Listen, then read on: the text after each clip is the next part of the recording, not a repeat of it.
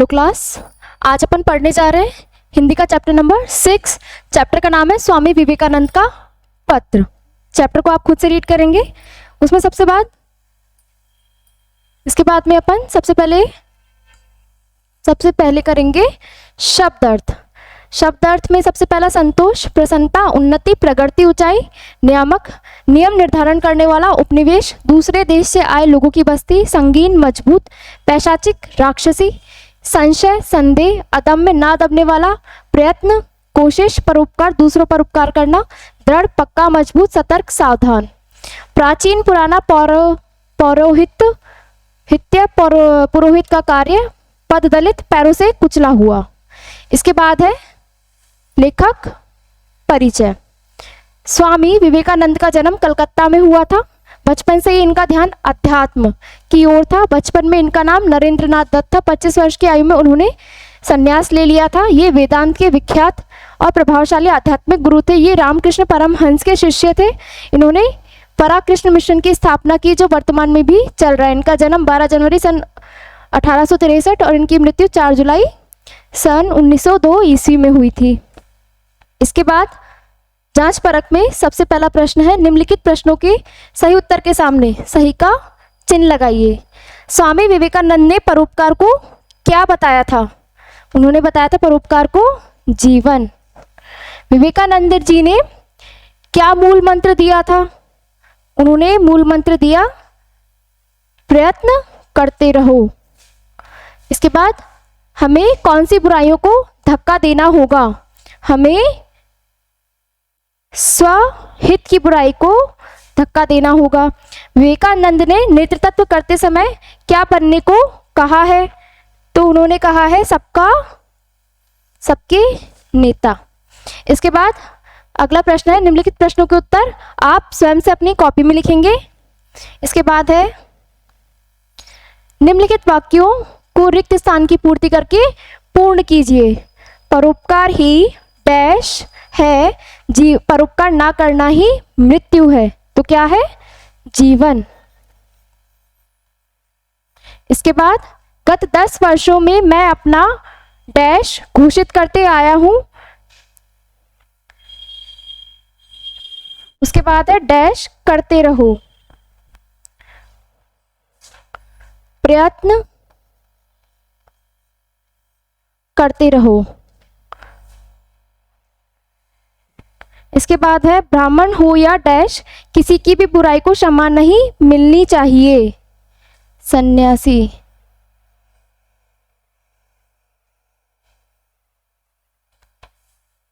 रामानुज ने सबको समान समझकर डैश में सबका समान अधिकार घोषित किया था।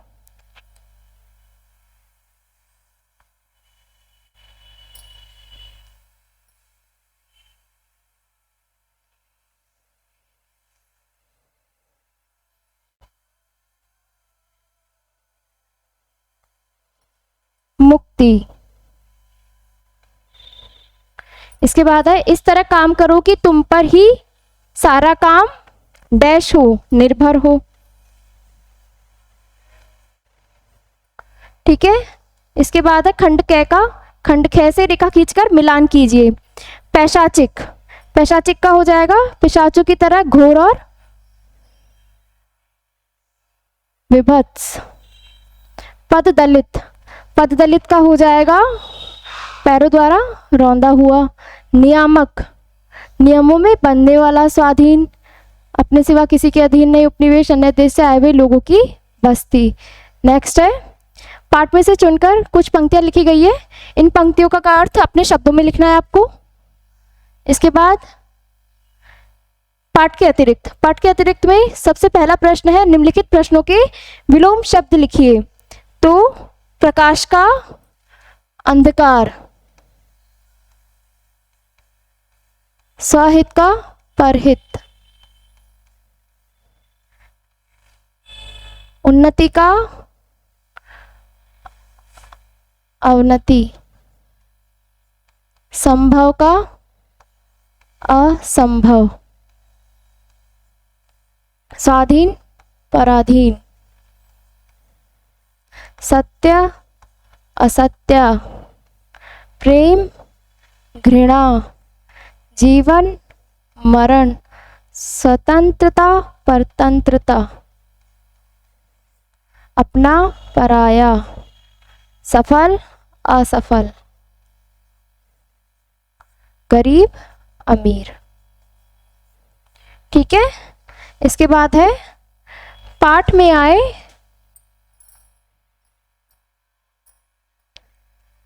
निम्न विराम चिन्हों के प्रयोग से बनने वाले एक एक वाक्य को खोजकर लिखिए। तो ये आप करेंगे स्वयं से, पाठ में से आएंगे ये प्रश्नवाचक चिन्ह, पूर्ण विराम, अल्प विराम, अर्ध विराम, विस्मयादि बोधक, निर्देशक चिन्ह, योजक चिन्ह। ठीक है, इसके बाद नेक्स्ट है अपना निम्नलिखित अनेकार्थी शब्दों का अर्थ लिखकर उन्हें वाक्य में प्रयोग कीजिए।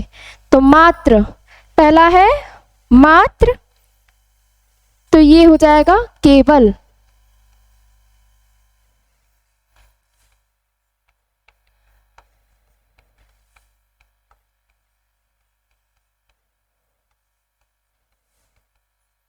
जग प्राणी मात्र से ही पूर्ण नहीं होता।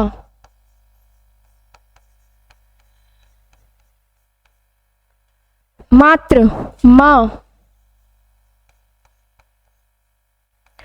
भारत मात्र स्वरूपा है। पर, पंख, वह मेरे पास एक चिड़िया के टूटे पर हैं। एक होता है पर लेकिन वाला, मैं जाता पर बारिश हो गई।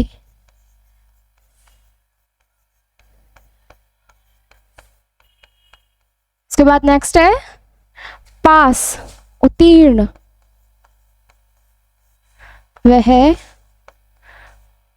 स्कूल में पास हुआ।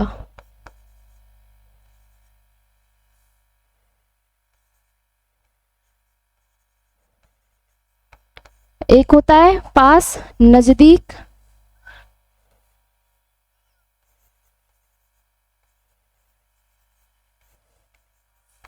मेरे पास बैठो।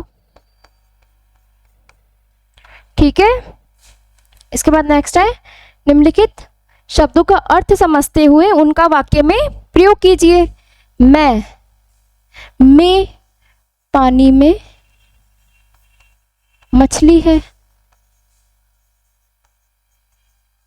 मैं अगर वह नहीं आया तो मैं जाऊंगा। और पूरब की ओर चलो। नेक्स्ट है और मैं और नहीं खाऊंगी।